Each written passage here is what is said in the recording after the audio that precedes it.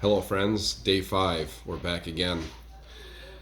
Nobody ever really thinks about milk, but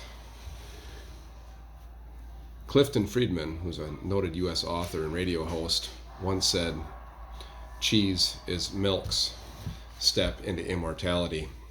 Nobody ever questions eating a 5 or 6 year old cheddar, but 5 or 6 year old milk would be quite disgusting.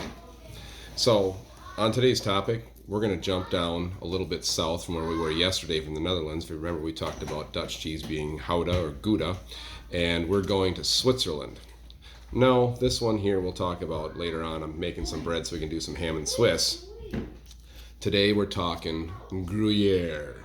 Gruyere is from a little town in Switzerland, and they start talking gruyere. It's kind of a cool cheese. It is a very hard cheese. You can see by the texture. It is surface ripened or surfaced. They rub a salt on it. This is once again in the shape of a wheel. If you remember, a wheel is then cut into a wedge. This is a 40-pound wheel, and then they cut it into 1-pound wedges, which this is cut in half and then cut into a wedge. The people of Gruyere are pretty particular about how their Gruyere is made. I guess they don't want another name put on it. It is traditionally from cow's milk, which they collect a morning milking and an evening milking, which, go figure, that's pretty much the same around here. And then these farmers then must agree to only graze their animals and feed hay and not feed in siled materials. So that way those flavors of those grasses then transmit into our block of cheese, which allows for a pretty nutty and interesting finish. You can get some fruit notes and things like that in there. People like to use Gruyere as a melty cheese when they're doing fondue. That's where you dip the little meat into the melted cheese.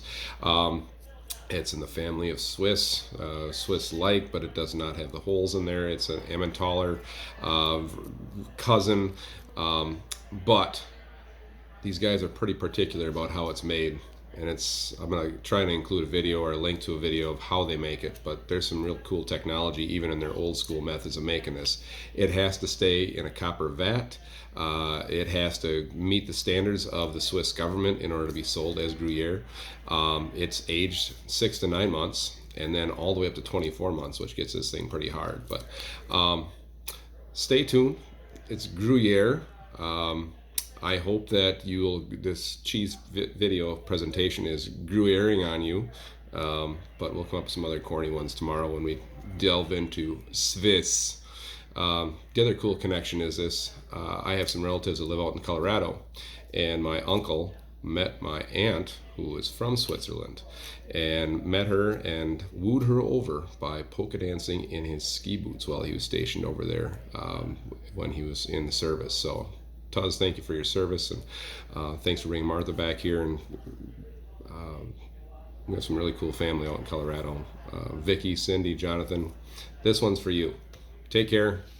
Fun with cheese. Day 5, Gruyere.